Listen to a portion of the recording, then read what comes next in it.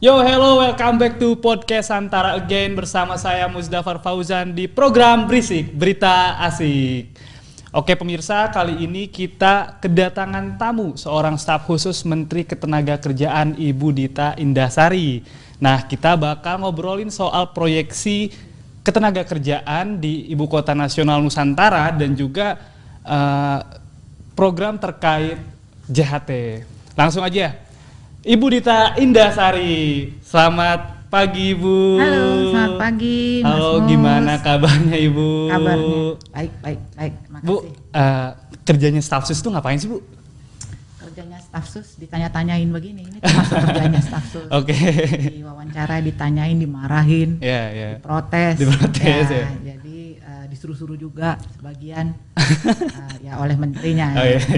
Jadi memberi masukan, ya kadang masukannya diterima, kadang ditolak, kadang dicuekin, ya tergantung menterinya. Nah, itulah tugas staf sus secara umum. Secara umum, kalau secara spesifik itu ngapain tuh Bu? Secara spesifik sebetulnya membackup, menjadi penyambung antara aspirasi atau harapan dan program menteri ke birokrasi. Oh, oke. Jadi birokrasi ini kan luas, banyak dan sangat bertingkat-tingkat. Apa yang disampaikan menteri ke dirjen kadang-kadang tidak selalu ditangkap sama oleh bawahannya. Nah, itu tugas kita adalah memastikan bahwa kalau menteri punya perspektif A, ke bawahnya seluruhnya ya perspektifnya A. Berarti punya tugas untuk meluruskan semuanya Bu ya? Iya, termasuk aspirasi dari bawah ke atas. Ada keluhan-keluhan ASN misalnya, mereka sungkan kalau menyampaikan ke atasannya, ya kita bisa tampung, kita sampaikan ke menteri. Itu aspirasi dari bawah Bu. Gitu. Bagaimana pandangan Ibu? Oke Ibu, Bu kan kemarin bulan Januari kemarin ya, DPR RI dan juga pemerintah sudah sepakat untuk memindahkan ibu kota negara ke Kalimantan Timur, ke Nusantara nih Bu ya. Itu tanggapan dari Kemenaker sendiri seperti apa tuh Bu? Ya, jadi memang itu kan sudah menjadi mandat undang-undang ya, Undang-Undang 3 tahun 2022, pemindahan ibu kota negara, ibu kota Nusantara jadi. Karena itu sudah mandatori, dimandatkan undang-undang ya kita sebagai Kementerian Tenaga Kerja ya harus berkontribusi menjalankan itu sesuai fungsi kita. Kebetulan kita kebagian fungsi menyiapkan tenaga kerja, memastikan agar orang nanti yang bekerja membangun IKN dan menyelenggarakan IKN itu benar. Ya itulah fungsi yang kita lakukan berdasarkan Undang-Undang 3 2022. Jadi ya kita harus jalankan itu undang-undang yang sudah ditandatangani dan disepakati oleh DPR. Oke Bu, dari Kemenaker sendiri siap nggak Bu tuh IKN itu dipindahkan tuh Bu? Harus siap. Harus siap ya. Dan sebenarnya kita sudah mulai sejak 2021. Walaupun undang-undangnya baru keluar tanggal 15 Februari lalu, tapi kan ini sudah sering disampaikan Pak Jokowi dalam rapat kabinet maupun dalam pernyataan di publik ya.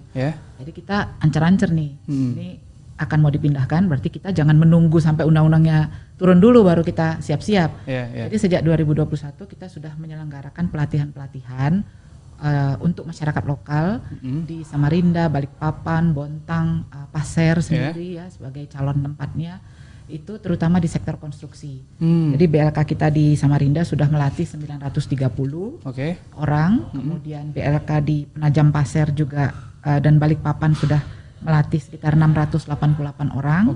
Ya di Kalimantan Tengah juga 944 orang. Kita latih untuk sektor konstruksi yang proyeksinya kira-kira 15.000. Dari Kemenaker sendiri itu peluang atau tantangan sih Bu pemindahan ini tuh? Dua-duanya ya? Kalau dari peluangnya sendiri kenapa? Kalau nggak diatasi dua-duanya jadi masalah. Nah jadi peluangnya ya itu tadi, kita kan mau pemindahan ibu kota ini kan untuk meratakan akses dan opportunity. Jangan cuma Jawa aja nih yang punya akses opportunity, masyarakat daerah juga. Nah itu peluangnya. Jadi kita sedapat mungkin, semaksimal mungkin proyek-proyek di IKN ini tenaga kerjanya harus maksimal tenaga kerja lokal, harus masyarakat lokal. Kalimantan Timur, Kalimantan Tengah, Selatan, mungkin Barat ya, artinya maksimal dari mereka. Nah itu challenge banget, tantangan banget karena demografi ketenaga kerjaan di kedua kabupaten itu selama ini didominasi oleh kelapa sawit, batu bara dan nelayan. Dan mungkin UMKM. Nah, perbedaan demografi ketenagakerjaan itulah yang jadi tantangan. Oke. Gitu. Nah, kan Presiden juga kemarin sudah ibaratnya membujuk lah masyarakat muda untuk pindah ke IKN ya, untuk ikut membangun IKN. Nah, tanggapan dari Kemnaker sendiri seperti apa tuh Bu? Ya, artinya saat ini sumber supply tenaga kerja kan ada 2. Yeah. Yang pertama dari masyarakat lokal, Betul. yang kedua dari orang-orang yang kita dorong untuk bermigrasi ke sana, untuk memperkuat dan mengawal proyek di sana. Nah, kita punya program namanya kuota afirmasi masyarakat lokal. Oke. Jadi ngapain kita pindah ibu kota kalau tetap tenaga kerjanya kita bawa dari Jawa? Itu berarti tidak ada pemerataan kan gitu. Betul. Kita punya kuota afirmasi tenaga kerja lokal yang penyiapan mereka dari mulai pelatihan dan sertifikasinya akan dibiayai oleh negara. Itu wajib dibiayai negara karena ya niat kita pindah ibu kota adalah kesamaan akses. Betul. Nah, jadi untuk 2022 itu kita alokasikan pelatihan untuk sektor konstruksi 5.600 orang. Di BELK Balai Latihan Kerja di sekitar lokasi IKN. 2023 7.900 orang. Sementara untuk 2021 tadi yang saya sampaikan 960 orang itu. Jadi memang ini harus dipaksa. Makanya namanya afirmasi. Betul. Ya, diskriminasi positif lah. Mendahulukan orang lokal untuk mendapatkan akses pelatihan. Biasanya kita tidak begitu. Biasanya kita buka akses pelatihan itu bagi siapa saja yang memenuhi seleksi. Tapi ini afirmasi. Supaya merata ya. Jadi kalau ada peluang masyarakat lokal lebih besar ya kita ambil masyarakat lokal. Oke Bu, selain program afirmasi ini, selain sektor konstruksi Bu, kedepannya bakal ada sektor lainnya nggak tuh? Yang akan juga berkembang itu tentu sektor akomodasi makanan dan minuman. Akomodasi makanan dan minuman. Jadi orang kan nggak mau ke sana kalau nggak bisa tahu saya bakal dapat makan 3 kali sehari dari mana, minuman, kemudian akomodasi, perumahan, hotel dan sebagainya. Yang itu pasti gandengnya juga pariwisata. Nah, itu diproyeksikan untuk 2020 sampai 2025. Itu proyeksinya untuk ketiga sektor itu 370-an ribu orang. 370.000 orang. Ya, dan karena kita ngotot harus banyakkan masyarakat lokal nih, ya kita harapkan ini 75% bisa diambil dari masyarakat lokal. Sisanya baru luar. Ya, makanya pemetaan kebutuhan jadi penting. Konstruksi misalnya kan itu banyak sekali jabatan-jabatan di situ. Ada arsitek, ada juru gambar, juru ukur, helper, mandor, tukang cat, tukang las, Nah, mana dari pemetaan jabatan itu yang memang bisa kita siapkan untuk masyarakat lokal. Kalau dia skillnya terlalu tinggi, nah itulah mungkin baru kita pinjam dari luar. Sepanjang memang tidak tersedia. Selain itu Bu, program-program atau rencana strategis apa yang sudah disiapkan oleh Kemnaker tuh Bu? Rencana untuk terkait IKN ini ya. IKN ini, jadi itu tadi pertama juga kita berupaya selain kota afirmasi itu adalah bagaimana mendorong agar sektor-sektor pendukung itu juga muncul. Jadi begini. IKN ini kan di 2 kabupaten, betul. Penajam Pasir sama Kutai Timur. Kukar ya, Kutai Kartanegara, sorry. Nah, terbesar memang di Penajam Pasir. Tapi karakteristik di Penajam Pasir ini kan perkebunan. Betul. Sawit, kakao, karet. Berarti memang harus ada industri pendukung untuk mengolah hasil perkebunan. Nah, itu yang kita support. Kemudian di Kalimantan Timur itu di Kukar, Kutai Kartanegara itu sektor maritim juga besar. Berarti untuk mensupport ibu kota negara, industri kecil menengah yang mengolah hasil-hasil maritim, perikanan itu juga harus dibangun. Nah, ini integrated industri ini, tenaga kerja maupun infrastrukturnya itu yang harus disiapkan. Kami kebagian tenaga kerjanya. Bagaimana ikan, misalnya ini sederhananya aja, produksi ikan yang sudah ditangkap. Berarti selain itu bentuk supportnya itu apa aja tuh Bu? Tadi. Supportnya itu yang ketiga adalah mendata kebutuhan tenaga kerja high skill. High skillnya. Jadi kan IKN ini mau dikonsepsikan 4.0, kemudian smart city, ya. Nah, kalau udah smart city itu berarti digitalisasi, dalam semua aspeknya. Nah, itu bisa jadi belum bisa terpenuhi oleh masyarakat lokal. Lalu kebutuhan untuk industri digitalisasi ini apa saja? kan kita harus petakan. Nah kalau nggak bisa disupport masyarakat lokal, ya diboyong dari Jawa atau dari luar IKN lah pokoknya. Nah itu rumit. Kalau orang bangun gedung itu bisa kapanpun, sepanjang sudah ada rencana desainnya, betul. Tapi bangun manusia itu jangka panjang. Itu lama, ya pelatihannya itu bisa 3 bulan, 6 bulan, 9 bulan. Apalagi kalau dia high skill, misalnya video-videografer di antara ini kan levelnya mungkin sudah tinggi. Itu kan bukan latihan 2-3 bulan, itu latihan setahun, magang setahun, ya kan. Pengalaman juga kan. Itu belum tentu ada di Kutai Kartanegara dan Penajam Pasir. Nah itu yang kita boyong dari luar. Nah tapi kan harus benar-benar precise. Jangan sampai ada di sana tapi kita nggak pakai. Nah itu. Bu. Terus dari Kemnaker sendiri, Bu, seberapa optimis sih Bu IKN ini bakal mendorong pemerataan tenaga kerja di sana gitu, Bu? Pastilah kita optimis. Kalau dilihat dari planning kita untuk melatih 15.000 ya kurang lebih. Untuk tenaga kerja konstruksi dari masyarakat lokal itu bayangkan saja ada 15.000 orang bekerja untuk sektor konstruksi. Gajinya berapa? 3,3 di sana, 3,4. 15.000 kali 3,4 juta per bulan. 15.000 orang kalikan 4 karena satu orang ada suami atau istri, anak 2. Itu berarti sudah 60.000 orang. Lalu multiplier efeknya itu baru dari sektor konstruksi. Benar-benar. Belum lagi yang pengolahan dan yang lain. Jadi kita optimis, meskipun juga saya ingin tekankan juga bahwa apa yang kita harapkan kadang-kadang tidak berjalan di lapangan. Pasti ada gap antara policy dengan implementasinya. Tapi nggak apa-apa, yang penting gap itu bisa ditekan. Dan tidak terlalu jauh. Nggak terlalu jauh. Nah Bu, dari Kemnaker sendiri kan tadi sudah Ibu mengatakan kalau misalkan penyerapan tenaga kerjanya tuh akan difokuskan ke istilahnya di IKN itu ya Bu ya. Nah dari Kemnaker nih Bu, ngelihatnya itu bakal berpotensi untuk menurunkan tenaga kerja di luar daerah nggak sih? Yang di luar daerah IKN? Enggak, jadi IKN itu kan 2 kabupaten ya sebetulnya, Penajam Pasir sama Kukar. Nah apa-apa yang memang tenaga kerja maupun bahan bakunya tidak bisa disuplai oleh kedua kabupaten ini, kan ada kabupaten layer kedua. Jadi Kalimantan Timur itu ada 11 kabupaten. Nah, kabupaten layer kedua itu bisa mensupport, termasuk Kota Balikpapan dan sebagainya. Tapi kita fokuskan dulu 2 kabupaten itu. Baru layer kedua, kalau memang tidak bisa ya baru dari luar Kalimantan. Gitu. Bu, balik lagi Bu ke Renstra tadi nih Bu ya. Pasti kan yang namanya rencana strategis itu ada jangka panjang dan jangka pendek ya Bu. Nah dari Kemnaker sendiri sudah menyiapkan nggak untuk jangka pendeknya itu Bu? Jangka pendek itu tadi ya, kita 2021 bahkan udah mulai sampai 2024 itu targetnya 12.900 orang sampai 2024 itu jangka apa itu?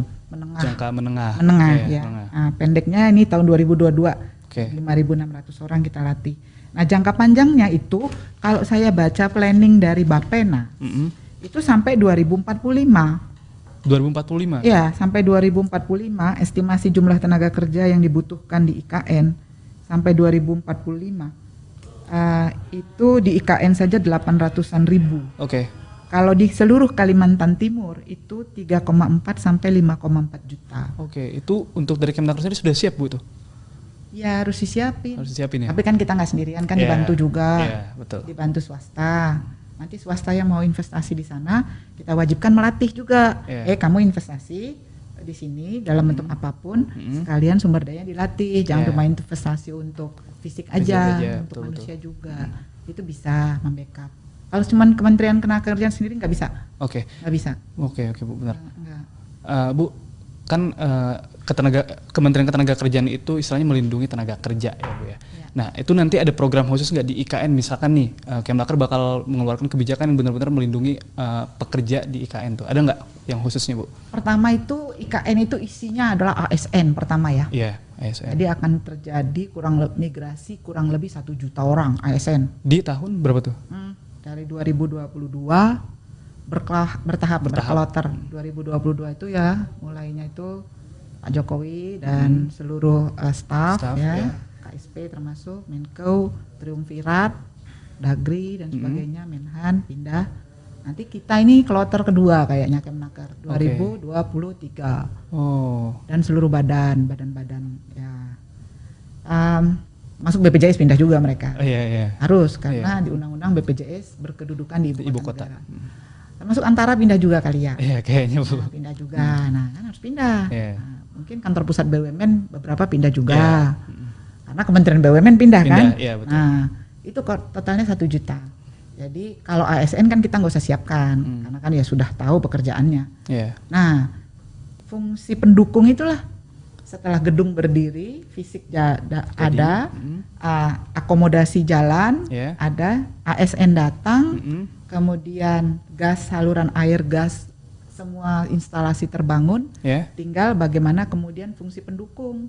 Masum, sarana kesehatan, harus ada rumah sakit, sarana ibadah, sarana pendidikan, sekolah, anak-anak ntar sekolah di mana. Nah itu jadi semuanya pendukung itu serta industri kecil yang membackup. Berarti sudah terkoordinasi lah Bu ya? Ya terkoordinasi banget sih belum, karena kan juga undang-undangnya baru keluar ya. Tapi setiap kementerian sudah punya planning masing-masing. Tinggal bagaimana planning ini nggak nabrak. Gitu. Jadi KKP pasti punya planning untuk pemberdayaan maritim di sana. Jangan nabrak juga dengan Kemnaker, harus oh ya kamu bagian situ, kami bagian yang non maritimnya. Gitu. Oke Bu, kita loncat nih Bu ke masalah JHT Bu, jaminan hari tua. Kan kemarin tuh Ibu Menteri mengeluarkan kebijakan kalau misalnya JHT itu diundur pengambilannya di umur 56 tahun. Itu ceritanya seperti apa tuh Bu? Ya inilah yang saya bilang tadi salah satu tugasnya staf khusus dimarah-marahin. Harus ditanya-tanyain. Ya nggak apa-apa. Jadi kenapa itu dikeluarkan? Ya pertama karena menjalankan amanat undang-undang. Pokoknya pemerintah ini sebelum mau bikin apa-apa tuh pasti riset dulu. Bukannya undang-undang dulu. Boleh nggak? Disuruh nggak? Yang penting nggak boleh melakukan yang melanggar dan kalau yang disuruh harus dilakukan. Kita buka ternyata memang di Undang-Undang SJSN dan PP di bawahnya PP 46 itu disampaikan bahwa jaminan hari tua adalah sejumlah uang tunai yang diperoleh pekerja saat memasuki usia pensiun. Usia pensiun ya Bu ya. Cacat total dan meninggal tetap. Meninggal dan cacat total tetap. Meninggal tetap. Nah, itu bunyinya begitu. Lalu usianya berapa? 56 itu tercantum juga di undang-undang. Karena masuk usia pensiun ya. Berapa usia pensiun di PP 46 ditulis 56. Nah, itulah yang kita jalankan. Secara yuridis, secara aturan, prosedur nggak ada yang salah. Saya mau tekankan nggak ada yang salah dalam kami mengeluarkan itu. Bu. Bahwa ada aspek lain di luar aspek yuridis, prosedural, aspek hukum, ya. Tapi di situ pemerintah tidak salah. Bu, kan saya juga sudah membaca kan maksudnya JHT itu seperti apa program yang diambil sama Kemnaker ini. Dan Kemnaker kan sudah menyiapkan istilahnya program pengganti dari JHT ini kan, yaitu jaminan kehilangan pekerjaan. Nah Bu, itu bisa dijelaskan mungkin Bu, seperti apa tuh? Iya, jadi kita nggak akan berani menarik JHT kalau belum ada JKP. Jadi alasnya ini mau ditarik, tapi dikasih alas baru gitu. Nah JKP itu jaminan kehilangan pekerjaan itu adalah bentuk baru jaminan sosial yang diamanatkan dalam Undang-Undang Ciker. Jadi orang-orang kan nolak ciker jahat, tapi di dalam ciker itu ada JKP gitu. Betul. Dan itu unemployment benefit itu bagus. Orang ter-PHK bisa dapat itu. Nah, keluarkanlah JKP, kemudian dihitung, dibuat persyaratannya, setiap bulan bisa mendapatkan uang tunai 45% dari gaji, 3 bulan pertama, dan lalu 25% 3 bulan kedua selama 6 bulan. Kita asumsikan 6 bulan udah bisa dapat pekerjaan gitu ya. Nah, karena itu supaya tidak terjadi duplikasi atau redundancy ya. Ada JKP, ada JHT juga bisa diambil, ada pesangon. Ya kalau di PHK kan, ya sudah JHT-nya ditarik. Dikembalikan ke 56 tahun nanti. Undang-undang. Tapi orang kan marah. Katanya itu kan duit kami, tabungan gue, ngapain lu larang-larang gua ngambil kan gitu. Ibaratnya Bu ya. Ya iya juga, benar nggak salah, tapi kan namanya jaminan sosial itu ada uang negara di situ, ada apa namanya, ada JKP itu kan ada uang negara juga di situ ya. Kalau JHT sih uang pekerja dan pengusaha. Berarti jaminan sosial itu kan yang diatur oleh negara. Oke. Jadi kalau negara membuat aturan-aturan yang membatasi atau memberi peluang, itu nggak salah. Iya. Nah cuma orang marah karena merasa itu tabungannya. Iya. Jadi kita mau ambil kapan aja suka-suka kita. Gitu. Oke. Kita kan mau ambil untuk wirausaha. Lah kita bilang kalau wirausaha jangan pakai duit sendiri, Iya, pakai betul. aja duit negara. Kan ada Banyak program wirausaha. Iya, betul Bu. Banyak banget. Coba aja pergi ke Pemda DKI. Banyak banget. Semua kementerian, BUMN nih coba Antara aja punya kan? Iya. Program wirausaha kan minimal Ada. CSR. Iya. Dan sekarang KUR itu cuma 3% Iya, bunganya. betul bunganya, iya. Bukan 6% lagi, cuma 3% karena Oke. pemerintah subsidi. Jadi Oke. banyak skema-skema, jangan pakai uang tabunganmu. Iya, karena buat hari tua kan. Buat hari tua kalau butuh wirausaha pakai aja yang ada dari kita gitu.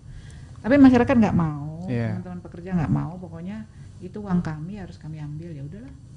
Gitu. Oke, Bu, balik lagi nih Bu ke soal JKP nih ya. Dari Kemnaker sendiri mandang JKP ini seberapa optimal sih Bu untuk istilahnya membantu para pekerja yang ter-PHK tuh Bu? Iya, memang JKP ini ada persyaratan yang harus dipenuhi sebelum mereka bisa entitled untuk ambil JKP. Pertama memang mereka di PHK, Oke Bu. ya, bukan resign. Oke. Atau mereka putus kontrak tengah jalan, itu boleh. Tapi kalau habis kontrak itu enggak. Misalnya nih, Mas Mus Iya. di kontrak 2 tahun, habis itu kontraknya habis, nggak diperpanjang, bisa dapat JKP? Enggak, karena itu bukan PHK. PHK, iya. PHK itu insidental, Iya. tiba-tiba. Betul. Kalau itu kan kita udah tahu memang Iya. ya 2 tahun lagi habis. Gitu. Iya, betul. Nah, atau dipotong tengah jalan, Iya. harusnya 2 tahun tapi 1,5 tahun udah dipotong, Iya. itu boleh.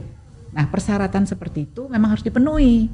Karena kalau yang resign, yang banyak yang marah tuh kan sama kita yang resign. Iya, resign, betul. Kami resign nggak bisa dapat JKP dong, gitu. Ya nggak bisa karena resign itu memang ada pengusaha yang nakal, dia paksa, dia tekan pekerjanya jadi resign. Ada, benar, dibikin lah nggak betah. Ada, tapi banyak juga yang resign karena kepentingan pribadi kan, udah nggak betah. Apalagi anak-anak milenial ini kan. Iya. Work life balance bilangnya. Nggak asik dikit kan, mau healing lah ya kan, anak kita. Ya, aduh, ya gue healing lah, gue resign aja gitu kan. Bener. Atau mau jaga ibu, mau jaga bapak, atau mau jadi bapak rumah tangga, ibu rumah tangga kan, mau sekolah, mau sekolah S2 gitu kan, udah resign gitu. Jadi kalau karena dasar resign itu terlalu beragam dan banyak yang personal, maka nggak bisa dia menjadi sebab untuk mengakses jaminan sosial. Iya, betul. Kalau enggak nanti orang resign aja, dikit-dikit nggak sebel ya. Iya, sebel sama ini misalnya kantornya. Nggak bestie gitu. Nggak bestie. Aku juga baru tahu ada istilah itu. Bos gua nggak bestie, udah gua resign lah. Aja lah gitu. Ya, kan ada JKP ini gitu. Jadi moral hazard kan. Iya, benar-benar. Ya udah, yang resign nggak usah. Gitu. Toh, terus marah lah kalau kami dipaksa pengusaha gimana? Pengusaha kan banyak yang nakal juga, emang banyak yang nakal. Bikin nggak betah, iya, oke. Tapi itu ranahnya adalah konflik hubungan industrial di perusahaan itu kita selesaikan. Bukan kemudian menyamakan. Karena itu kan jadi kasuistik ya. Iya, benar. Lalu harus disamakan dengan yang benar-benar ter-PHK, nggak menduga, ya. Tiba-tiba disodorin surat, kamu udah besok nggak usah masuk lagi. Ya, nggak siap kan? Nah, itu baru ditolong lah. Ditolong karena dia nggak siap. Oke, Bu, tadi kan Ibu juga sempat menyebutkan ada yang namanya harmonisasi pelindung pekerja ya Bu ya, nanti yang bakal disiapkan oleh Kemnaker. Itu seperti apa sih Bu? Iya, jadi kan ada setelah JKP keluar, kan berarti kita punya 6 tuh jaminan sosial, jaminan kesehatan, tuh BPJS kesehatan, kematian, kecelakaan kerja, hari tua, sampai lupa saya, JKP, kehilangan pekerjaan, sama pensiun. Nah, ada 6. Ini kan harus diharmonisasikan, jangan sampai numpuk manfaatnya. Diharmonisasikan bukan hanya bagi pekerja kita dalam negeri, tapi juga luar negeri. Itu harus diharmonisasikan, termasuk bagi TKA asing yang masuk ke sini, wajib loh BPJS. Jadi diharmonisasikan supaya nggak tumpang tindih. Nah, salah satu produk harmonisasi itu adalah JHT diundur. Ditempatkan di 56 karena sudah ada JKP yang mengisi. Oke, Bu. Oke, wow, keren Bu. Nah, cuma kan masyarakat marah, para pekerja marah, ya udahlah kata Pak Jokowi balikin aja lah ke yang awal-awal dulu. Ya udah. Wow, oke pemirsa, Sobat Antara, nih kita tadi sudah ngobrol soal proyeksi Ibu Kota Negara serapan tenaga kerja seperti apa dan juga alasan Kemenaker memundurkan JHT kemarin. Nah, terima kasih Ibu Dita atas waktunya Bu. Sobat Antara, jangan lupa nonton terus podcast Antara yang bakal di-share di YouTube Antara, Antara News dan Spotify Antara. See you later dan bye-bye.